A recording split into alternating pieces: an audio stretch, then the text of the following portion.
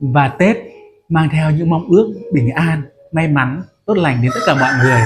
theo những lời chúc và theo cả những đĩa xôi gấc đỏ hồng từ tay bà tay mẹ cúng gia tiên.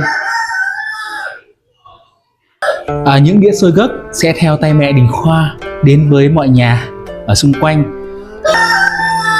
Gấc là nhà mình tự trồng, có cây có giàn ngoài kia và để tủ lạnh có thể dùng được khá lâu trong cả một năm. Đình Khoa vẫn gọi ngọn lửa từ căn bếp của những người mẹ là lửa ngọt tình yêu thương, tình bao dung và dành tặng những ngọt ngào qua từng món ăn cho tất cả mọi người trong gia đình. Thầm lặng suốt 4 mùa trong năm, từ những góc bếp nho nhỏ bình dị như này, những người mẹ vẫn tầm tảo, thầm lặng, gom góp yêu thương, dành những ngọn lửa ngọt đó để thắp lên rất nhiều điều kỳ diệu qua những món ăn và qua những tình yêu gửi gắm.